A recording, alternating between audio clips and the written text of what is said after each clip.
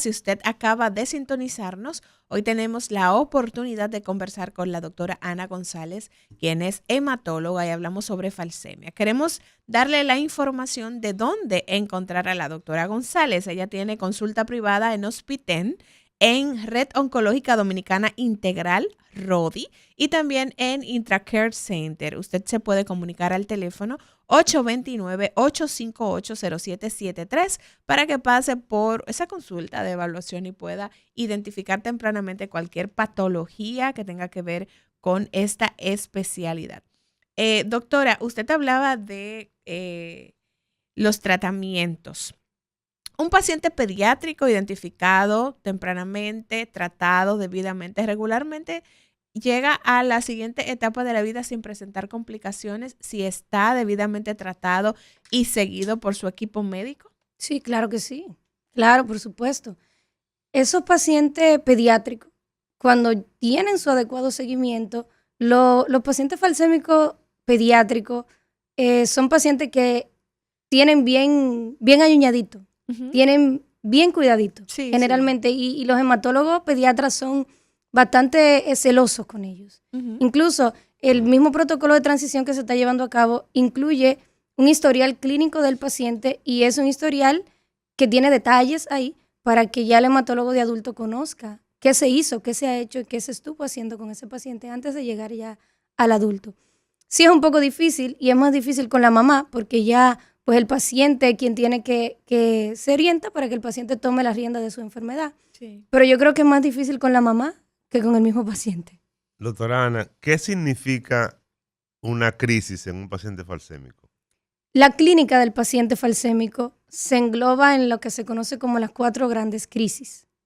La primera crisis, que es la más común, digo la primera, pero no es que van en orden, ¿okay? Sino que la más común de todas es la famosa crisis tromboálgica o crisis dolorosa. Esta crisis es desesperante para el paciente. Es un dolor que puede empezar leve. Ellos le dicen, bueno, empezó 2, 3 de 10 y ahora la tengo 15 de 10, doctora. Wow. Entonces, dolor. Es un dolor desesperante. ¿Por qué se da? Ya mencionamos que los glóbulos rojos pierden su forma y pierden su capacidad de pasar de manera libre por los vasos sanguíneos que son grandes, medianos y pequeños. Porque los vasos sanguíneos, porque tenemos aquí en el corazón, ¿verdad? La famosa arteria aorta y todas esas venas que son de gran calibre, pues son quizá las mismas, pero en tamaño ya cuando van a las manos, a los dedos, a las piernas, a la cadera, a las costillas, pues cambia su tamaño. Entonces cuando los globulitos rojos van a pasar por esos vasos que son de un menor tamaño, pues no pueden hacerlo. Lo que provoca que ellos se queden ahí atrapados, que se adhieran, se pegan entre ellos y entonces forman lo que se conoce como un trombo y entonces obstruyen la circulación sanguínea y eso hace pues, que el paciente tenga mucho dolor. Y de ahí también viene el riesgo entonces de lo que usted mencionaba, de que puedan hacer eventos cerebrovasculares y todo lo demás. No solo a nivel del sistema nervioso central, pueden hacer infartos agudos al miocardio, pueden hacer infartos renales, pueden dañarse los riñones también y hacer insuficiencia renal. Otra crisis que el paciente puede hacer es la crisis hiperhemolítica.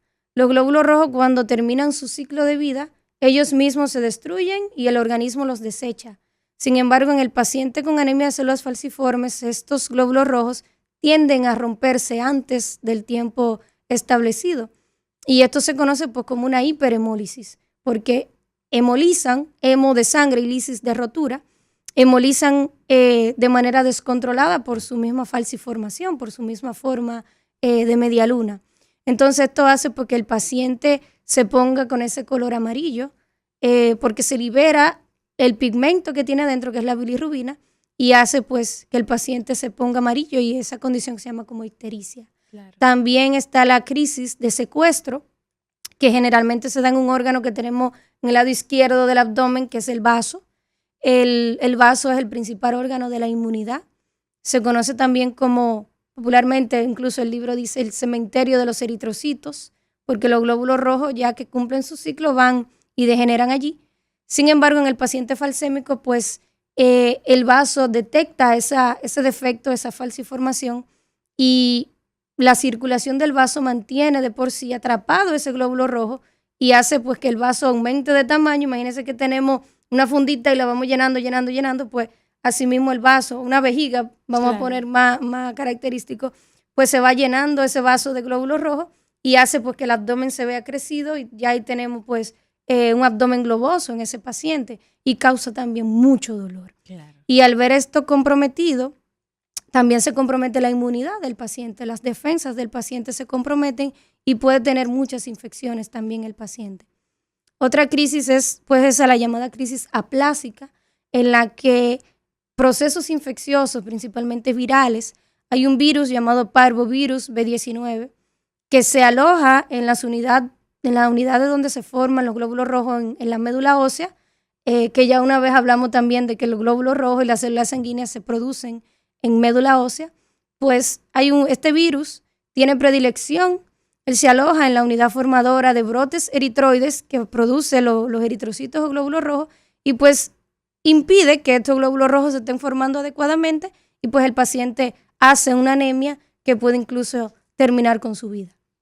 Entonces en eso consisten básicamente las crisis. Entonces el tratamiento del paciente está orientado en que esa anemia no se presente, en manejar. Entonces cuando aparece la crisis, ¿el tratamiento cambia? Cuando aparece la crisis, lo que pasa es que el tratamiento tiene dos vertientes. Tenemos un tratamiento general y un tratamiento específico. El tratamiento general, pues, son medidas generales del paciente. Si el paciente tiene anemia, pues transfundo el paciente, porque obviamente, ¿verdad? Necesito oxigenar el cuerpo, necesito oxigenar esos órganos. El eritrocito del paciente mencionamos que está defectuoso, que la hemoglobina tiene problemas, que no puedo llevar adecuadamente el oxígeno a los tejidos, a los órganos. Entonces, transfundo un paciente con glóbulos rojos que se asume son normales, buscando que se pueda oxigenar mejor el paciente. Entonces, si tengo una anemia, pues transfundo el paciente. Si el paciente se infecta por alguna entidad bacteriana, pues utilizo antibiótico. Si el paciente tiene fiebre, utilizo un antipirético. Si el paciente tiene dolor, lo primero que voy a hacer es la hidratación enérgica, porque el paciente, ya mencionamos que esa crisis de dolor se da por la oclusión del vaso sanguíneo. Entonces hidrato al paciente con soluciones salinas, generalmente endovenosas. Entonces busco que esos trombos fluyan y que el paciente pues, pueda mejorar ese dolor por esa vasooclusión. Pero también utilizo analgésicos y ahí voy con la escalera analgésica.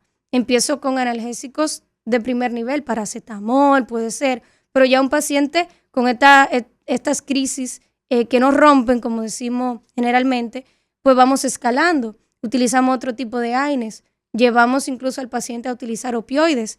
Entonces, es un tratamiento general. Ahora, el tratamiento específico ya para la enfermedad se orienta principalmente a evitar la falciformación, lo que me va a evitar pues todo lo demás, porque si el eritrocito se falciforma, es que va a obstruir la circulación. Si el eritrocito se falciforma, pues es que se va a destruir. Si el eritrocito se falciforma, es que el vaso lo va a atrapar. Entonces, yo quiero evitar la falciformación en el paciente. Hay ya medicamentos que son dirigidos. Tenemos 3, 4 medicamentos que son dirigidos. Uno de ellos es la hidroxiurea que mencionamos ahorita, que es un antimetabolito que se utiliza para algunos tipos de cáncer, pero en el paciente falcémico, a dosis bajas, unas dosis ajustadas para ellos, pues evita la falciformación.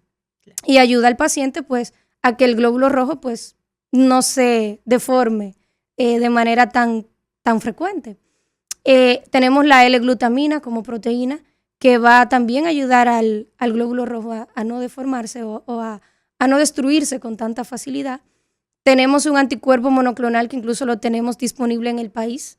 Lamentablemente todavía no cubierto por algunas aseguradoras, pero lo tenemos en el país, que es el Crisanlizumab.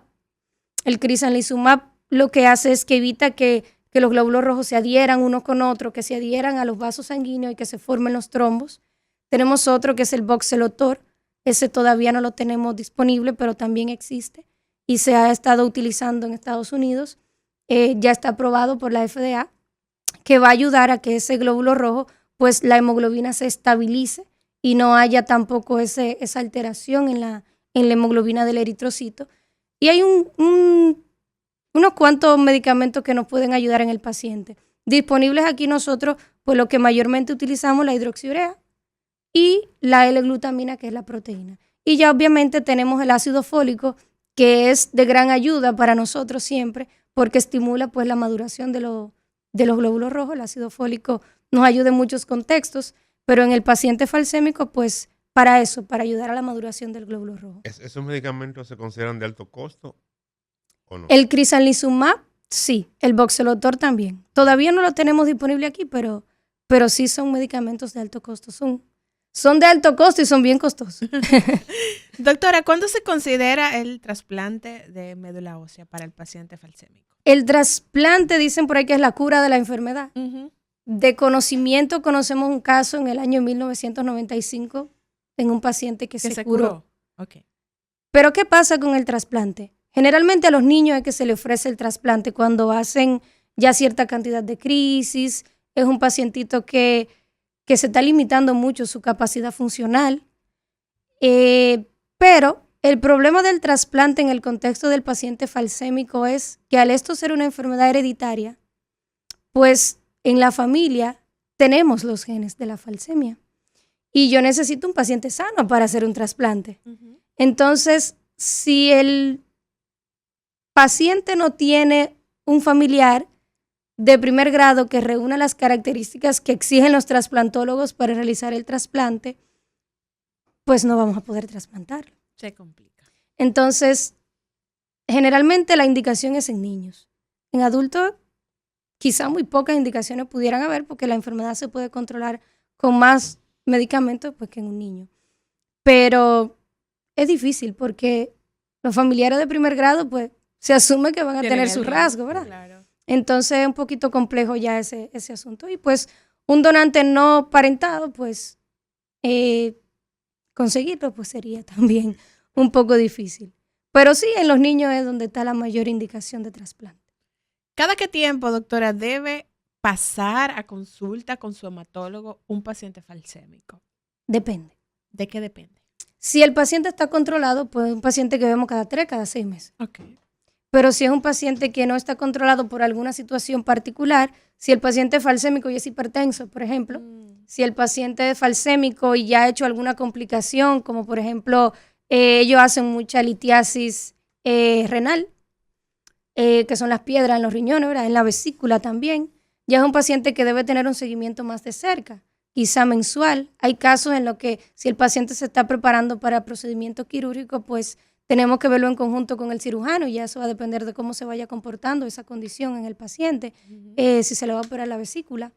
El paciente que ha hecho eventos vasculocerebrales, también es un paciente que hay que seguirlo más de cerca. Pacientes que han hecho infartos agudos al miocardio. Hay una condición también muy característica que ellos hacen que se conoce como el síndrome torácico agudo, que es un dolor torácico que puede simular un infarto, pero que se relaciona mucho con algún proceso infeccioso, neumónico, y se da también una oclusión de los vasos sanguíneos a nivel torácico y genera pues un dolor indescriptible, un dolor, como decíamos ahorita, un 15, un 20 de 10, y es un paciente que puede llegar incluso a una intubación endotraqueal por un compromiso pulmonar importante, un compromiso respiratorio importante. Entonces, es un paciente que puede tener un seguimiento más de cerca. Pero pacientes que están estables pueden muy bien hacer su consulta cada 6 meses. Porque hay que evaluar sistema nervioso, sistema cardiovascular, sistema musculoesquelético. O sea que hay muchas cositas y muchos detallitos multisistémicos que tenemos que valorar en el paciente.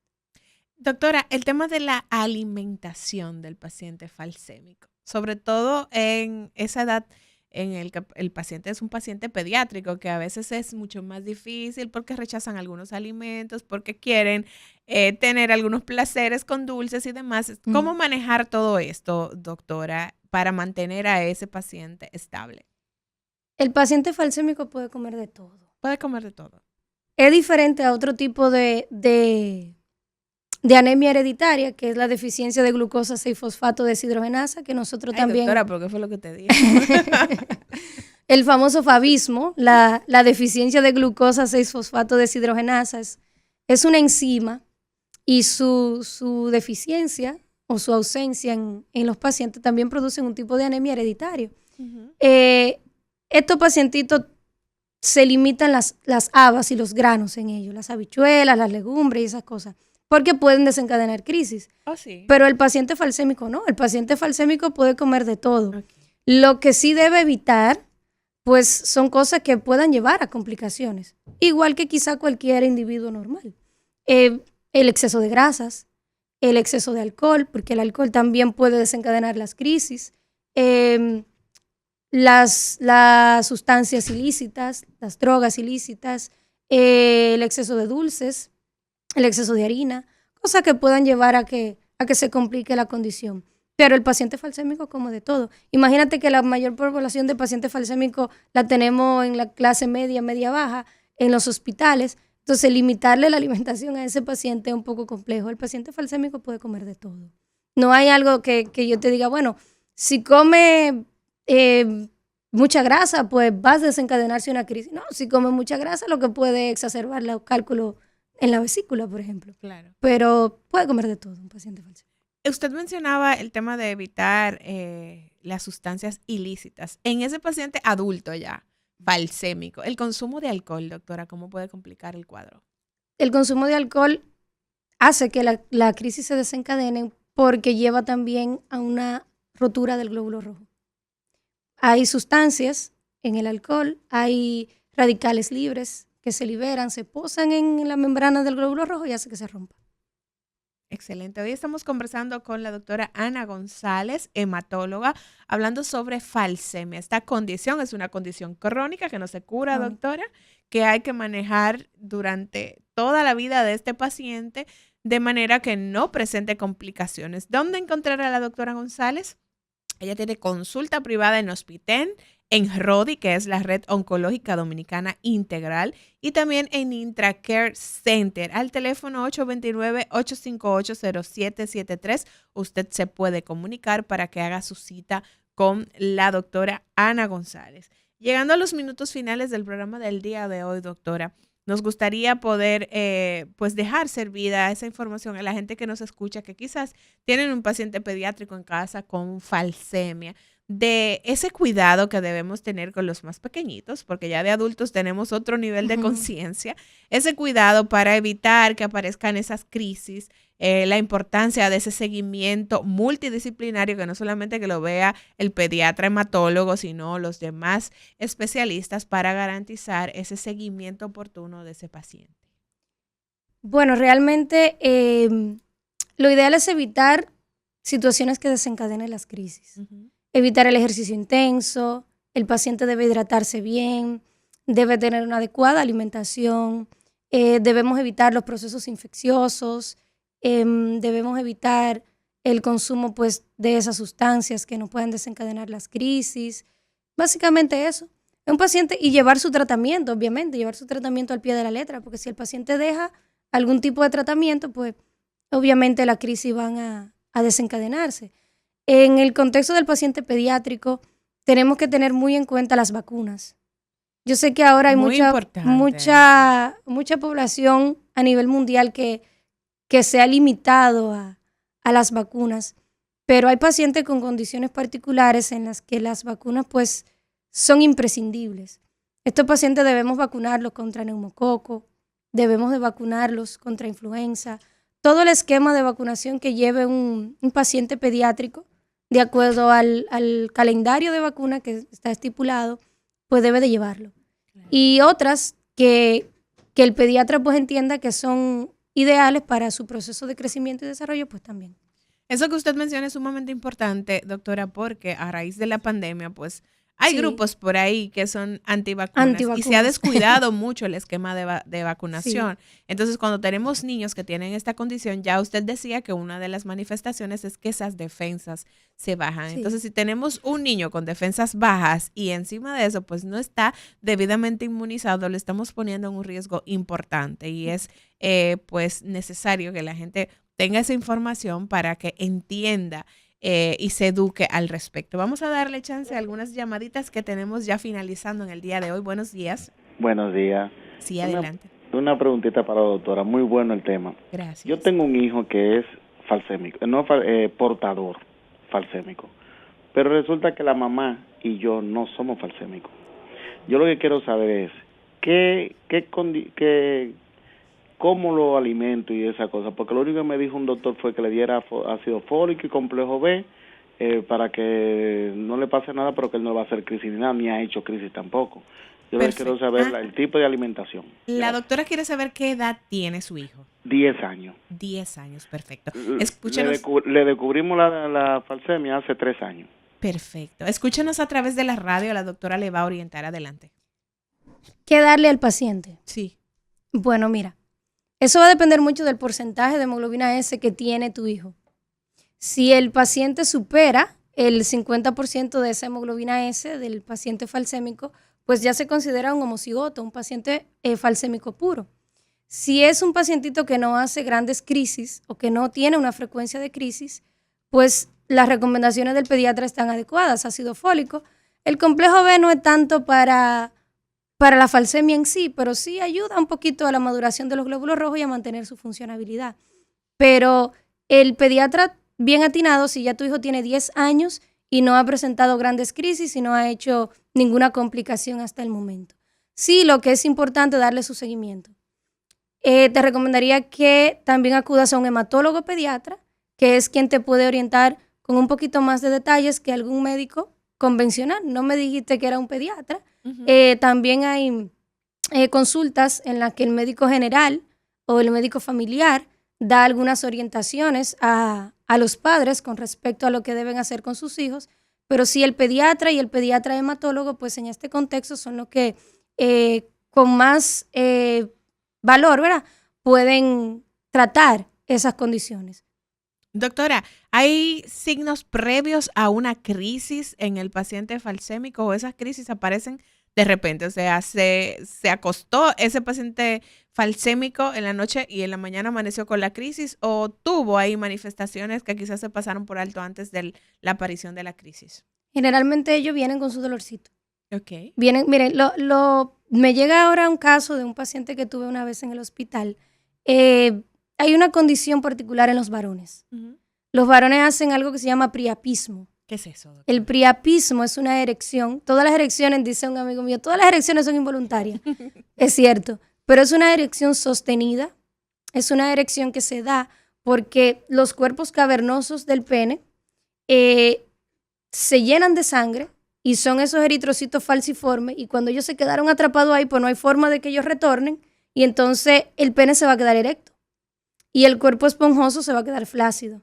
Entonces es una erección incontrolable como todas, pero muy dolorosa. Okay. Porque es como si fuese la misma crisis de dolor de las manos, de los pies, de la cadera, del tórax, pero en el pene. Uy, doctora. Entonces, este paciente venía con erecciones que él describía como raras. Uh-huh.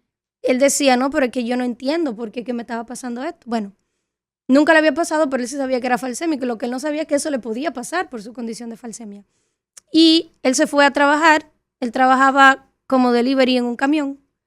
Él se fue a trabajar a Santiago y él empezó con una erección que él dice, eso fue así de a poquito, doctora, y de repente ya. Entonces el paciente duró todo el trayecto de retorno de Santiago a Santo Domingo erecto. Y con dolor. Y con dolor. Él no era el chofer, él era el acompañante. Uh-huh. Y cuando el paciente llegó a la emergencia, pues esto solamente lo podemos hacer, tratar o con medio físico. Gracias a Dios, la uróloga que estaba era muy amiga mía, amiga desde la universidad, y le digo, fulana, y me dice, no, estoy aquí, ya llegué, vamos a trabajar. Y abordamos de una vez el paciente, un paciente de 23 años. Imagínense decirle a un paciente de 23 años que puede perder su virilidad. Ay, claro, doctora. Actuamos inmediatamente con el paciente y gracias a Dios pudimos salvar el miembro, pero es algo que venía ya de hacía unos días atrás. Él dice 2 días, 3 días que él sentía como eso y de repente pues ya. Estos casos son muy particulares. Lo que se hace es que se trata de utilizar medio físico, frío, caliente, para bajar un poquito la inflamación y luego pues se drena esa sangre ya con unos catéteres que me imagino que los varones están ahí cerrando los ojos. Pero el doctor está cerrando los ojos aquí. Pero sí, se trata y es bien oportuno el abordaje cuando se hace a tiempo. Y pues el paciente no pierde pues su virilidad, ¿verdad? Que seguro es una preocupación importante. Importante. Ya después pues Lo que tenemos que evitar que eso siga pasando con su seguimiento en urología y en hematología. Ujú. Pero las crisis de dolor que son así convencionales, pues sí, ellas deben de empezar así con un dolorcito y el paciente ya sabe, ay doctora, mira, yo me tomé un acetaminofén, me bebí un diclofenac, me bebí un ibuprofén, no mejoré, al contrario, ahora estoy peor y ya pues el paciente que acude a la emergencia, que el dolor es el principal motivo de consulta a nivel mundial en las emergencias, pues en el falsémico tampoco es la excepción. Claro. Entonces ellos llegan con su dolorcito que se exacerbó. Igual las mujeres, pues cuando le llega la menstruación y son falsémicas, pues hay algunas de ellas que hay incluso hasta que solicitarle 1 y 2 paquetes globulares porque la cantidad de sangre que pierden es importante. Y ya pues ellas más o menos saben, y esa dismenorrea, que es ese dolor menstrual, pues en ellas también se ve exacerbado cuando son falsémicas. Yo creo que aquí, de todo lo que usted nos ha conversado en este programa tan interesante del día de hoy, lo importante es que ese paciente falsémico tenga un seguimiento Tenga un seguimiento. oportuno, que tenga esa buena comunicación con su especialista de cabecera para evitar que aparezcan las complicaciones. Así es. Porque con ese tratamiento ideal y con ese seguimiento de los diferentes especialistas que deben verlo, pues el paciente puede hacer una vida más o menos normal. Claro que sí. Doctora, muy agradecidos de tenerle en esta ocasión y de que haya aceptado el acompañarnos. Gracias a ustedes por la invitación. Gracias a ustedes también por el favor de su sintonía. Será hasta mañana cuando nos reencontremos aquí en Cátedra Médica, esta producción en donde la salud merece respeto.